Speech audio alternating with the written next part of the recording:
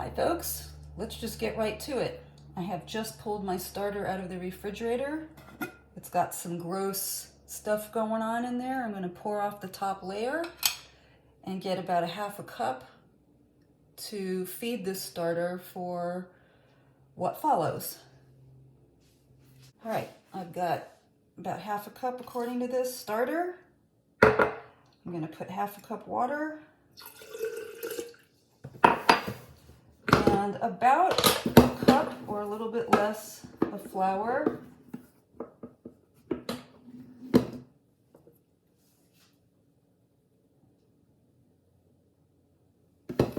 Realize that you can't see that. All right.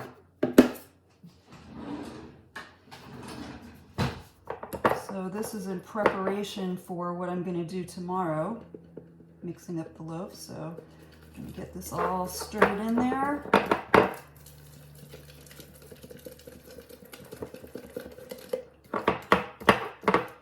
So again, that's half cup starter, half cup water, almost a full cup of flour. It should be kind of lumpy, like pancake batter, not syrup. And that's going to sit in the fridge overnight to refresh the starter, and then I'll take some of that tomorrow to start with my bread loaves. All right, stay tuned. Okay, so I just pulled my starter out of the refrigerator. I fed it 2 days ago. So now I'm going to prepare a new batch of starter for the bread that I want to bake tomorrow morning. So I am going to put what I think is about a quarter of a cup in here. This is a 2-cup measure and it doesn't have the quarter cup on it, but I can eyeball it.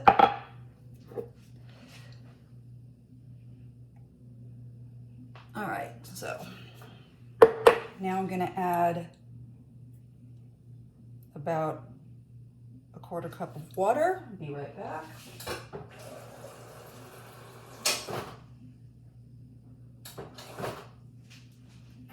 And we need to add some more flour to this new batch of starter. So maybe about half a cup. I realize this is not a precise recipe, but I'm at the point now where I don't really care about precise. You get a feel after a while for what the starter consistency should look like. So that's what I'm doing. Stir it in.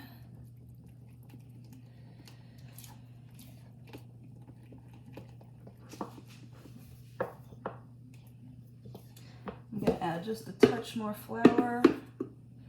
And I'm using rye flour, organic rye flour, because like I said in the previous portion of this video, it seems that starter likes that more and it adds a little bit of whole grain to the batch. Okay, so here's the consistency. Whoops, sorry, gotta remember where the camera is. I don't know if you can see that. It's like pancake batter. That's kind of what it's like. So now I'm going to let this sit until it doubles, which with the cooler weather might be 5 or 6 hours. We'll see. So I'm going to set that aside. In the meantime, to save room on doing another video, I'm going to prepare my flour for later in the day. So I need a scale, a digital scale,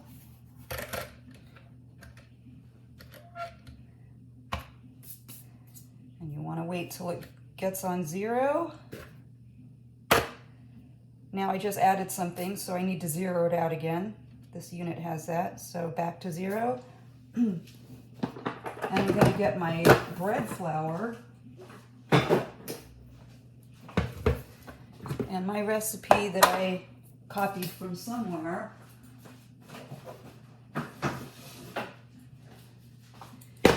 is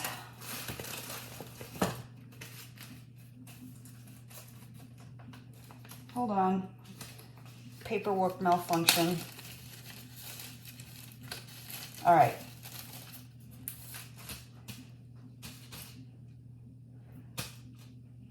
The recipe says 1,134 grams. So I've got my scale set to grams, zeroed out with the bowl. And now I'm just gonna wait till I get to 1,134 grams. And you'd be surprised how much flour that is. But this is a 2-loaf batch. Again, I want to repeat that I make 2 loaves at a time, so that's why so much flour. I make 2 and I freeze 1. Oops, I went overboard, so that's a good lesson. Now I gotta take some out. I'm not one of those people that can walk and chew gum at the same time. All right, so I'm taking some out till I get back to, yeah, I went way overboard there.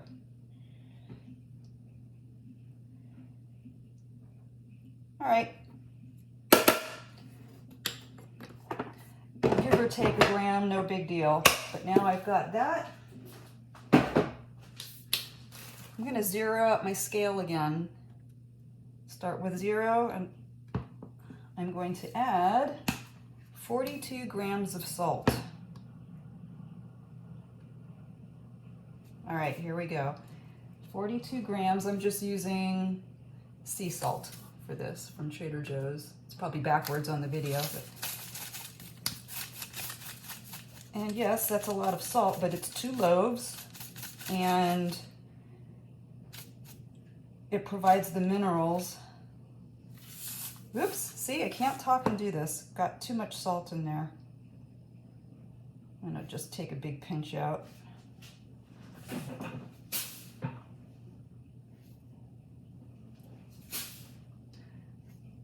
All right, go.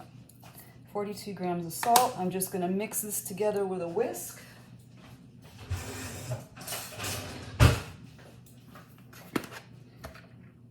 I don't need my scale anymore for the rest of this because I've just learned what my ratios are for a successful loaf, so I will just show you what I'm doing for this amount of flour.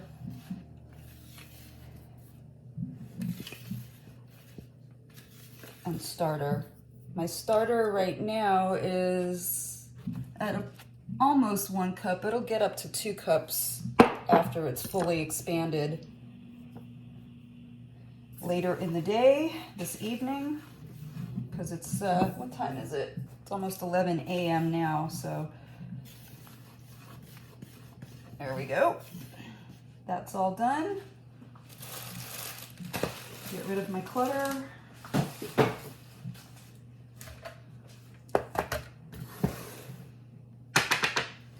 Okay, last thing I'm gonna do, well actually I'm gonna save that for the next video, never mind. I'm gonna end up with 3 cups of water, although I often will do 2 cups water and 1 cup milk, but anyway, 3 cups of fluid, and that's what we're gonna add later on. To be continued. Okay, so here we are to the next step. I had to wait an extra day because my starter was flat, so I dumped some out and fed it again. And now, as you can see, it's nice and bubbly. All the bubbles, that's what you want. It's doubled in size. So now we are ready to form the dough. I've got my 3 cups of liquid. I personally like to add 1 cup of milk to 2 cups water because the milk, of course it's lactose free for me, but the milk is adds a little something that I like to it and makes the dough a little softer, the bread a little softer. So anyway, I am going to add, you can see there's lots of air. So that's what you want. That's a nice active starter.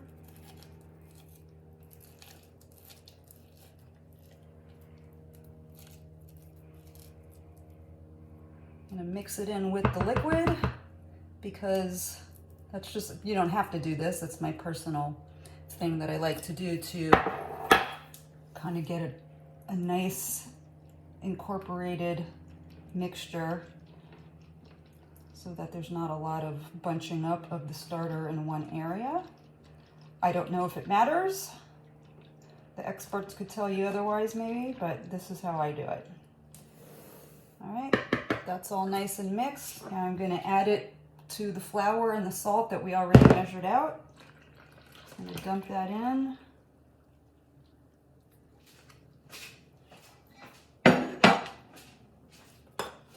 And start stirring.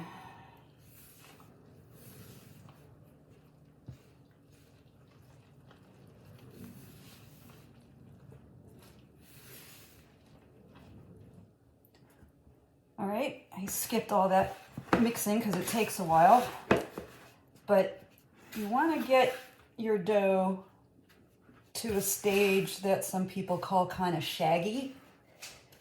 It's not really, I mean, it's sticking together, but it's not very cohesive yet, and it's kind of scrappy looking.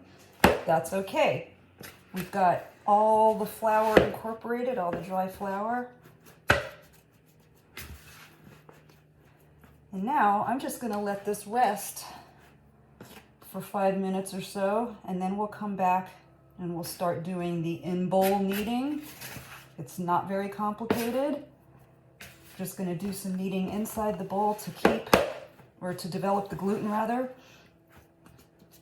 So I'll be back to do that. Stay tuned. And by the way, while I'm letting it rest for the 5 minutes or so, I'm keeping a lid on here to prevent any drying out. Okay, it's been about 10 minutes actually. So we're done with the spatula because this is too heavy, so I wanted to show you. I ordered this set from Amazon. It's the 2 proofing baskets with the removable cotton liner. Got what you call a bench scraper, which I'll show you how I use it later. And you've got this bowl scraper. That's what I'm going to use right now.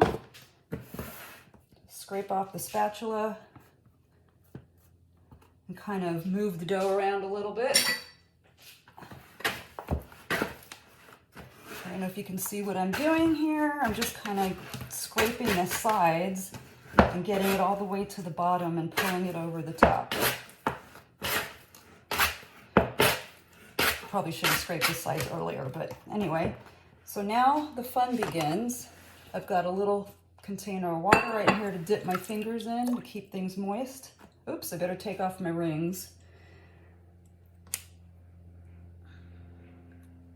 Okay, got moist fingers, and I'm gonna get in here and I'm gonna stretch the dough and fold it over. Turn a quarter turn in the bowl, stretch the dough, fold it over.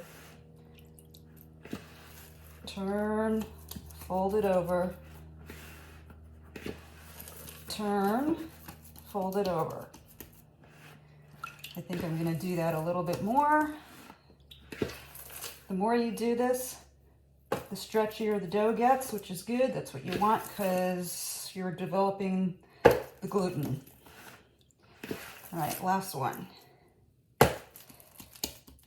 Okay, I'm going to let it sit for 5 more minutes, and we're going to do this maybe 4 times.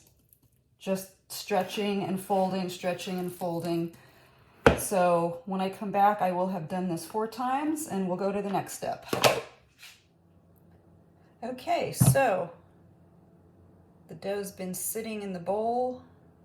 It's ready to be divided into these 2 Benetton baskets.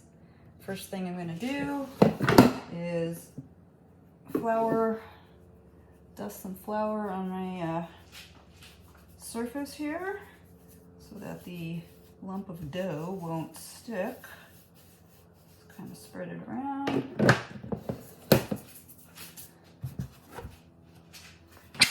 Okay, this little bowl scraper is going to come in handy here because this dough's kind of wet.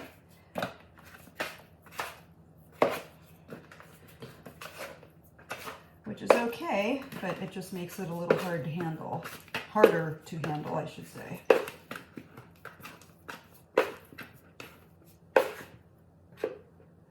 I'm going to plop it down in the middle of my floured surface.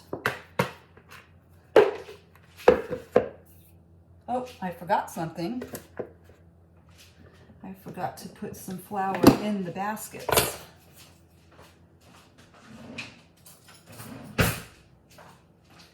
Doing a step-by-step is hard to get it all right the first time. All right, so I'm gonna knock the flour around so it'll absorb a little bit when the dough is in there.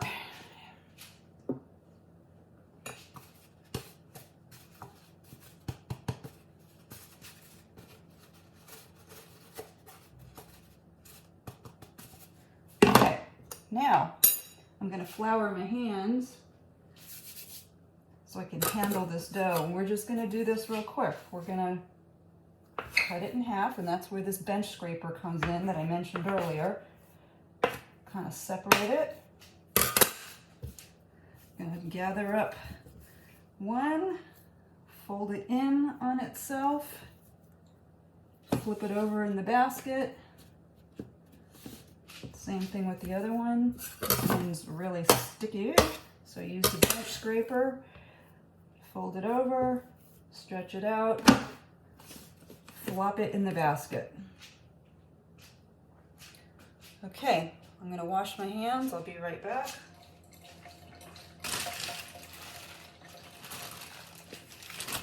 How about we clean up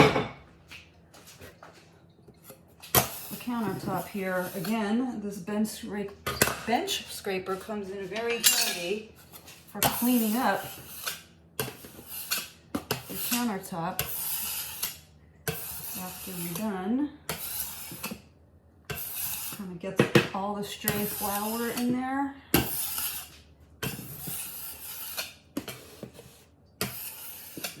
Okay. Last thing for this step is putting these bannetons in a plastic bag, and I'm going to put them in the refrigerator to process overnight. It's just easier to do that than letting them sit out. They'll process overnight, and then you'll see in the next step what I do. Actually, I can tell you now, I'm going to pull them out of the refrigerator a few hours before I'm ready to bake them. And then I'll show you the baking step. So these will be in the refrigerator overnight and then out at room temperature for a few hours. Okay, so the 2 loaves have been sitting out for a few hours in these plastic bags. I forgot to mention the zip tie to kind of keep the moisture in. I am now going to get ready to transfer it to the baking dish, and those have been sitting in the oven heating up to 490 degrees on my oven. It might be around 500 on yours. Your mileage may vary, but anyway, I'm going to take the hot baking dish out of the oven and transfer this onto this parchment paper here, put it back in the dish, or put it in the dish, and immediately turn down the temperature on the oven to 425. And that will sit in the oven for, or bake in the oven for 30 minutes, covered. So here I go. I'm gonna take this out of the plastic. Going to get my baking dish out of the oven.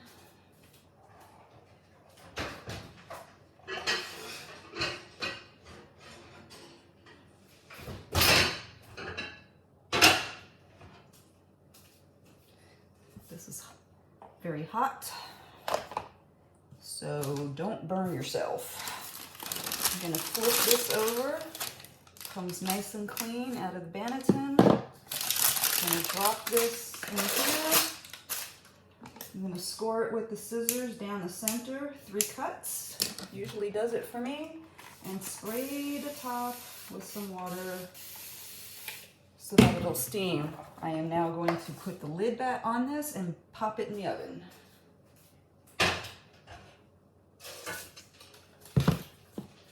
Okay, here's the second one. Got my scissors, water, dough, parchment paper, kind of cut in an oval because my pans are oval.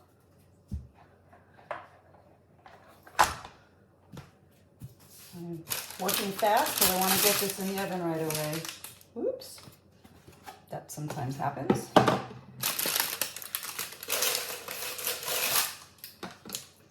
In the hot pan, score it, spray it with some water. Don't forget to put your oven mitts back on and put the lid on and in the oven for half an hour, covered. And again, you want to, as soon as you put them in the oven, you want to turn the temperature down to 425. And it'll bake at that for 30 minutes covered. And after 30 minutes, I'm going to take the covers off the baking pans and let them bake uncovered for about 10 to 15 minutes. I'm going to pull them out and put them on a baking rack to cool, and I'll show you what that looks like when I'm done. All right, I've just pulled this out of the oven. This is where the parchment paper comes in handy. I'm going to dump that over. Take that off.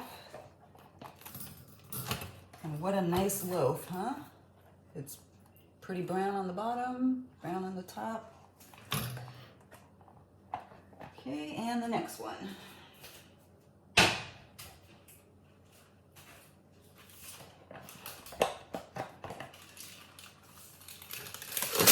Flip it over.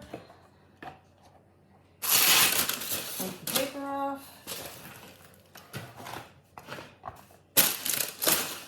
There you have it, folks. 2 nicely done sourdough bowls. I make 2 at a time so I can freeze one. Oh, and while I'm on the topic, let me show you a handy little gadget.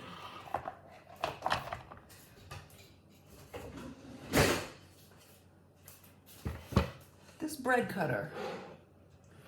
Oh, a little bit out of screen here, but I got this on Amazon. It is called Mama's, yes, you heard me right, Mama's Great Premium Quality. It is a slicing board. So believe it or not, one of these loaves I just cooked fits in here. You move these around wherever you need to, and it has slicing guides. If you don't have an electric bread slicer, this is really nice to just get even cuts. And I got this on Amazon. So there you have it, folks. Bon appetit.